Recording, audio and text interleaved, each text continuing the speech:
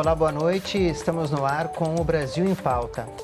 A Controladoria Geral da União trabalha com os conceitos mais atuais que envolvem tanto o setor privado quanto o setor público, que são a conformidade e integridade nos processos, a governança nas instituições e o combate à corrupção. E para falar deste assunto, o convidado desta edição do Brasil em Pauta é quem está à frente da CGU, o ministro Wagner Rosário. Boa noite, ministro. Boa noite, Paulo. Tudo bom? Então, a gente falou um pouquinho na abertura aqui desses conceitos que perpassam tanto a iniciativa privada quanto o serviço público nos diferentes níveis. A conformidade nos processos, a governança nas instituições e o combate à corrupção. Como que a CGU se debruça sobre essas três questões, essas três áreas no âmbito federal? Bem, Paulo, quanto à nossa atuação nessas três áreas, na parte de conformidade dos processos, a gente tem trabalhado num conceito moderno na área de auditoria interna, que são três linhas de defesa. O governo ele se organiza hoje em três linhas de defesa. Uma linha de defesa que é a primeira linha, que é a própria gestão. A segunda linha, ela fica mais naqueles mecanismos de governança de cada ministério, de cada autarquia, como a área de assessoria jurídica, como a área que trata da governança dentro de cada ministério. E a terceira linha de defesa, que é a CGU. Então, hoje, em termos de conformidade, a gente faz com que os próprios, a primeira e a segunda linha de defesa de cada órgão, de cada unidade, elas atuem verificando. Por exemplo, quando o processo de compra passa pelo jurídico, o jurídico verifica essa conformidade com os aspectos legais. Nós, hoje, só auditamos isso quando temos um problema muito específico. Nós, normalmente, auditamos se essas linhas estão funcionando. Então, dentro de conformidade do processo, essa é a nossa ideia. Na área de governança pública, a governança ela tem uma definição que elas são mecanismos de liderança, estratégia e controle que tem por objetivo direcionar, avaliar e monitorar as políticas públicas. Eu direciono, consigo avaliar a política, a partir do momento que eu avaliei, eu vejo se está no rumo correto, direciono e mantenho monitorando. A CGU faz a avaliação de políticas públicas através dessa auditoria. Essa avaliação dá o feedback para o gestor de falar, olha, estou entregando o resultado que é esperado, ou não estou entregando. E a partir daí eu tenho que tomar medidas para que isso seja cumprido. Então a gente atua na governança muito no aspecto do controle. E o último ponto, que é o combate à corrupção, aí a CGU tem uma atuação enorme, porque atuamos no combate / prevenção da corrupção. E quando a gente fala isso, a gente entra nos aspectos de transparência, nos aspectos de integridade, no aspecto de sanção de pessoas físicas e jurídicas envolvidas em corrupção, no desenvolvimento, no treinamento de servidores sobre esses conceitos. Então, todas essas áreas, a gente atua de maneira muito, muito enfática. E aí eu coloco também a área de ouvidoria, que é uma área que permite que o cidadão faça essa interação com o governo federal, a partir dos nossos canais, principalmente Fala BR, e ali ele pode fazer denúncia, reclamação, e a partir dessas denúncias nós atuamos em investigação, em uma série de coisas. Então, mais ou menos dentro dessas três temáticas que você colocou, é assim que a gente atua. Um dos aspectos que o senhor pontuou agora é a questão da sanção a empresas e pessoas físicas. Vamos começar pelas pessoas físicas. A CGU ela tem um trabalho de apuração rigoroso em relação a servidores federais que possam vir a ter cometido irregularidades e, caso comprovadas essas irregularidades, esses servidores acabam sendo desligados do serviço público. Como é que é esse processo dentro da CGU? E o senhor está à frente da CGU desde 2017. Sim. Desde então, qual que é o número estatístico de servidores desligados quando as irregularidades são comprovadas, claro? Olha, nós temos aí uma média, Nós começamos a atuar com essa organização da CGU. Uma das áreas da CGU é a Corregedoria Geral da União, que é quem cuida desses processos. Mas nós temos unidades correcionais em cada ministério. Nem todas as demissões ocorrem na CGU, elas ocorrem dentro de um sistema coordenado pela CGU. Nós já temos hoje mais de 8.500 servidores demitidos desde 2003, 445 só nesse ano. Então, e nos últimos 3 anos, em torno de 1.500 servidores. Então, uma média aí de 500 servidores por ano, que são sancionados com a pena de demissão do serviço público. Desligamento do serviço público. Desligamento do serviço público. Mas é claro que depois de um processo rigoroso de apuração. Exatamente. A gente, normalmente, esses processos, eles surgem através de detecções dos próprios chefes dos servidores ou por meio de denúncias, que também é um canal muito, muito comum, ou mesmo através de auditorias e de trabalhos realizados pela CGU ou por outros órgãos. Então, chegando isso à nossa mão, a gente faz uma análise de viabilidade desse processo, ou seja, para iniciar um processo eu tenho que ter indícios mínimos de autoria e materialidade, ou seja, eu tenho que identificar a pessoa e verificar que tem materialidade para a abertura do processo. Caso não tenha isso completo, eu abro o que a gente chama de investigação preliminar. Uma investigação prévia que ela não tem um perfil de sanção, mas ela indica, olha, consegui juntar indícios de autoria e materialidade para abrir o processo. É um exame de admissibilidade.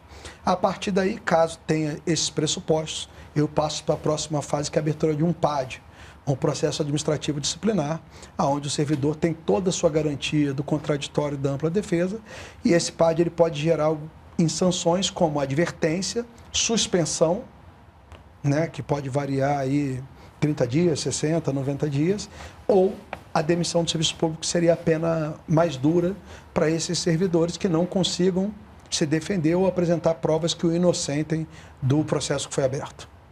O outro tipo de sanção envolve as pessoas jurídicas, que o senhor falou também, e os acordos de leniência ganharam muita notoriedade no Brasil nos últimos anos. A CGU também participa desses acordos, que é quando as empresas cometeram irregularidades na prestação de serviços públicos à administração pública federal, elas admitem a culpa, admitem o erro e fazem a devolução de recursos ao governo federal. Como é que está esse processo e a participação da CGU nessa questão, ministro? Bem, Paulo, excelente pergunta, porque ela traz aí uma lei importante, né, para o nosso país, uma lei que já havia sido recomendada pelos organismos internacionais, em especial ao OCDE, que vinha determinando que o Brasil deveria ter uma legislação que permitisse a sanção de pessoas jurídicas, né, por atos de corrupção, né, não só internamente, ou seja, corrupção internamente dentro do nosso país, como também uma corrupção transnacional. A Lei 12846 é de 2013, ela entrou em vigor em 29 de janeiro de 2014 e ela trouxe essa possibilidade de sanção através de um processo conhecido como PAR, que é o Processo Administrativo de Responsabilização. Caso a empresa, por opção dela, resolva colaborar com as investigações de tal forma a permitir a identificação de demais envolvidos, né, e a obtenção célere de informações, que é o que a lei amarra como critérios para se fechar um acordo de leniência, a gente pode atenuar as sanções a serem aplicadas na empresa por meio de um acordo de leniência. Então, a lei ela traz o PAR, que é o processo de responsabilização, ou o acordo de leniência. Nesse acordo de leniência, você pode aplicar uma sanção na empresa, que é uma multa, que varia de 0,1% a 20% do faturamento bruto da empresa no exercício anterior à abertura do procedimento, mais a publicação da decisão condenatória. Aquela decisão que condenou a empresa. Ela fica publicada no site da empresa, fica publicada em jornal de grande circulação por um período de até 30 dias, e isso é muito ruim para a imagem da empresa. Isso fomenta que as empresas invistam em programas de integridade para fazer a sua proteção e para que elas não paguem esses valores, porque 20% do faturamento bruto é um valor muito alto. Valor alto. Então, é um grande avanço que o Brasil deu, né, e que hoje vem surtindo efeitos sensacionais. A CGU participa desse processo e no Poder Executivo Federal é o único órgão habilitado a fechar acordo de leniência. No começo do ano, o senhor esteve aqui no Brasil em Pauta, o senhor comentou que no decorrer de 2021 iriam ocorrer alguns acordos de leniência com a participação da CGU. Agora o senhor volta no final do ano. Como é que foi no decorrer de 2021 esses acordos de leniência? Ocorreram, não? O número deles, os valores envolvidos? Olha, ocorreram, graças a Deus. Fechamos aí 17 acordos desde o nosso primeiro acordo, que foi em 2017. Todos eles somam 15,45 bilhões, né, de recursos que vão... 5,5 bilhões já estão na conta, seja da própria União, seja das empresas estatais que que sofreram os danos da corrupção, né? E temos agora, durante esse ano de 2021, foram 5 acordos que somam aproximadamente 1,8 bilhões. Acordos importantes. Estamos correndo para fechar mais 1 ou 2 esse ano. Espero que a gente consiga fechar, visto que já estamos aí no mês de dezembro. É uma correria, pode ser que pule para janeiro, mas já temos 2 acordos bastante identificados e 24 em andamento, né? Então, acho que a política ela é exitosa, traz um nível de recuperação de ativos jamais visto na administração pública.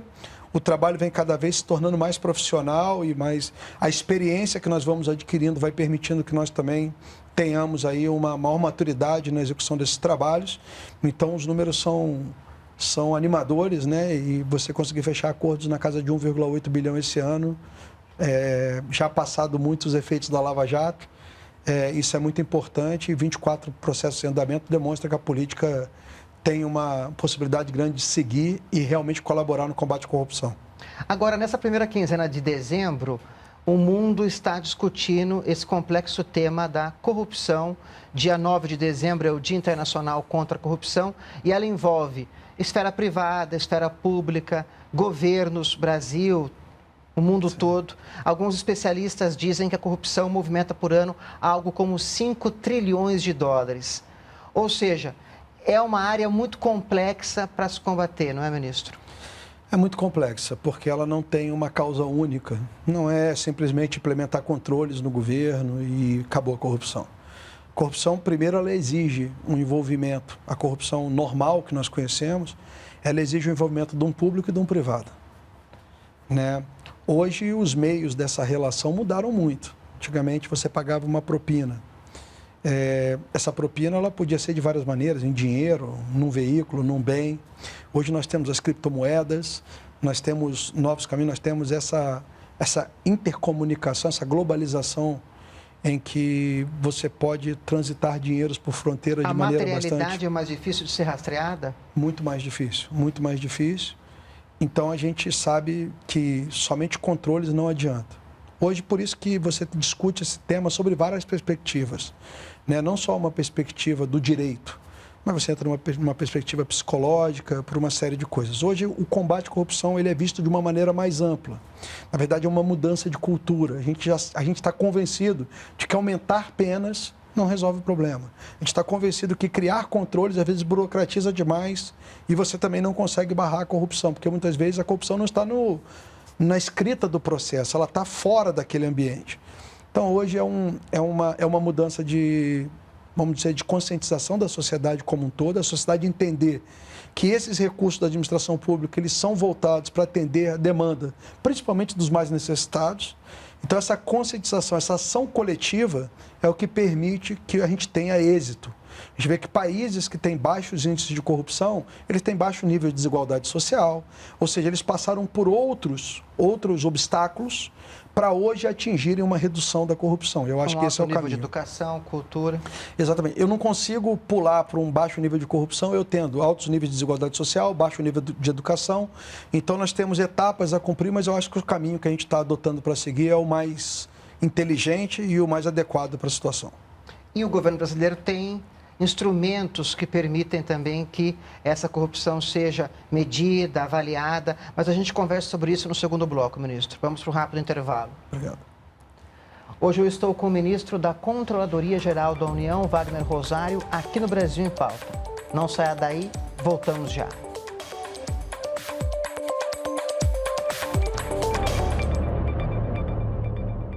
Estamos de volta com o Brasil em Pauta. O entrevistado é o ministro da CGU, Wagner Rosário. Ministro, a gente terminou o primeiro bloco falando dessa questão da corrupção e o Brasil ele tem várias instituições que combatem a corrupção. Ministério Público Federal, Congresso Nacional na elaboração de leis, o Judiciário quando é acionado, obviamente, as forças policiais nos 3 níveis. Como é que o senhor avalia o Estado brasileiro no combate à corrupção? Olha, eu avalio bem. Nós temos estruturas bem montadas, nós temos uma articulação de instituições. Pode ver que os trabalhos da CGU de combate à corrupção, eles são sempre desencadeados com a Polícia Federal, às vezes a Receita, quando envolve problemas tributários, o Ministério Público. Então, nós temos uma interação e uma atuação conjunta. Nós temos leis muito boas, em que pese ainda temos que aprimorar algumas. Nós temos instituições sólidas, né? Então, eu acho que o Brasil ele é um país que tem uma boa estrutura de luta contra a corrupção. Os órgãos são muito bem preparados.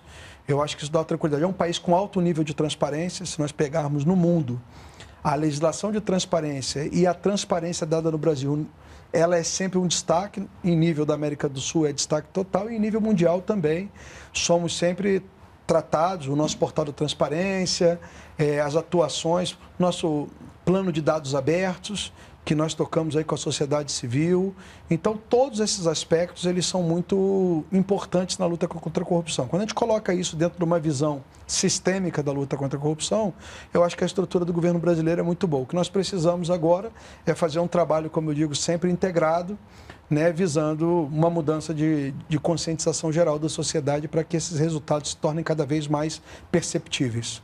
E também tem um aspecto interessante que o senhor levantou no primeiro bloco, é que a corrupção ela atinge diretamente as pessoas que mais necessitam dos serviços públicos no país. Quer dizer, na ponta, a corrupção vai impactar nesses serviços públicos.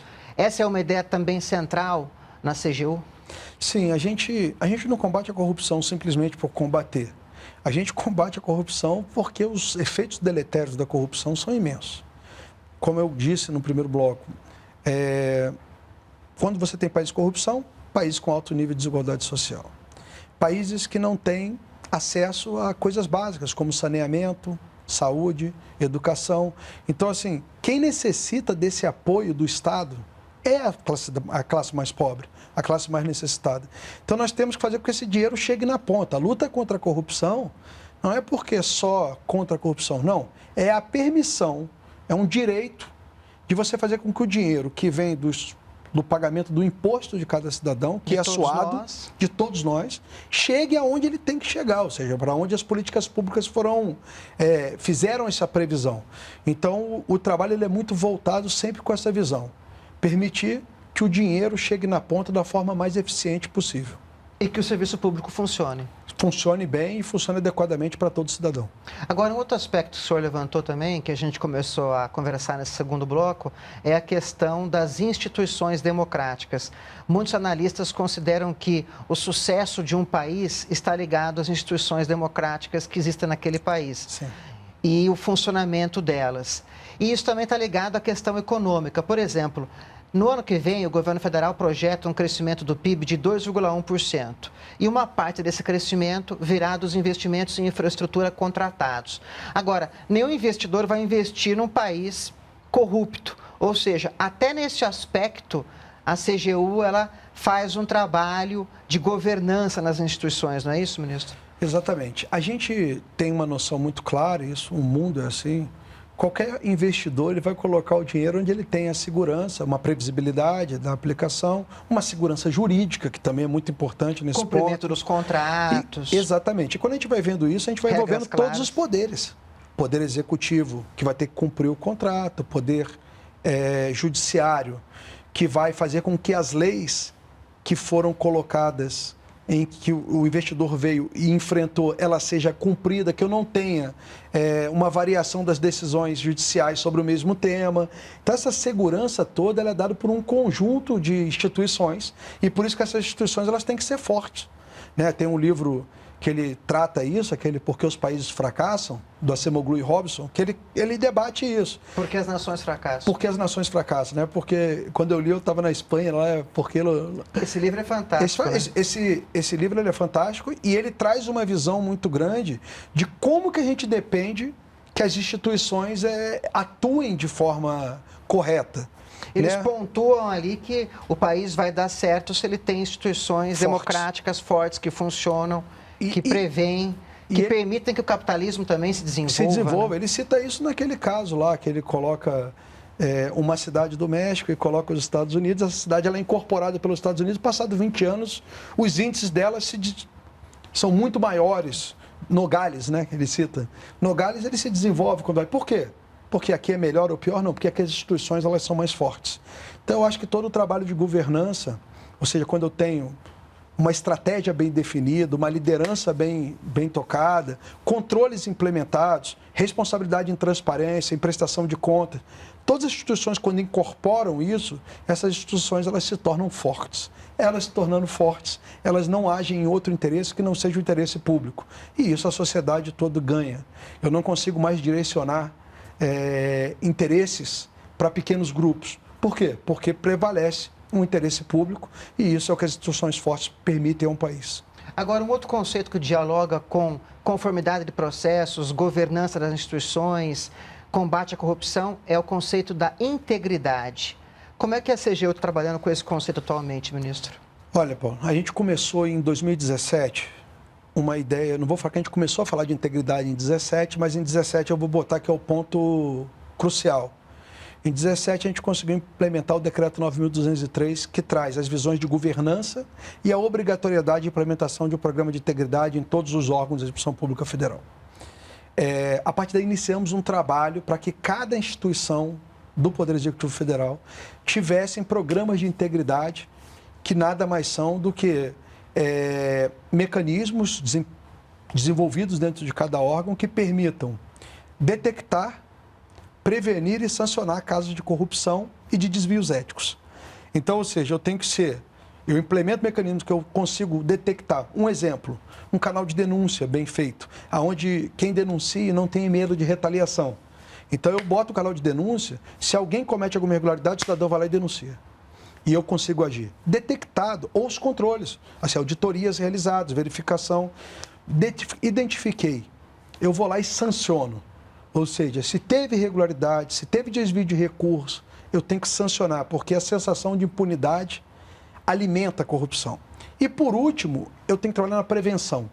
Onde que estava a fragilidade para esse problema acontecer? Estava aqui. Então, eu vou criar aqui algum tipo de controle, eu vou criar alguma ferramenta que impeça que isso volte a acontecer. Isso é o que o governo coloca hoje e essa é a definição de um programa de integridade. Só que ele não pode se limitar às portas do governo para dentro. Nós já evoluímos bastante, fizemos o decreto 9.203, agora fizemos um decreto do Sistema de Integridade do Poder Executivo Federal, a CGU, o órgão central, ela que coordena, nós vamos avaliar todos os programas de integridade do governo até o final de 22 para poder melhorá-los. Nós estamos criando ferramentas de controle que são para o governo inteiro, implementamos mecanismos muito bons como o EPATRI, que nós estamos verificando toda a evolução patrimonial dos servidores para evitar que o servidor enriqueça ilicitamente. Então, todas as medidas estão sendo tomadas. Mas nós também estamos pensando na integridade da porta de casa para fora.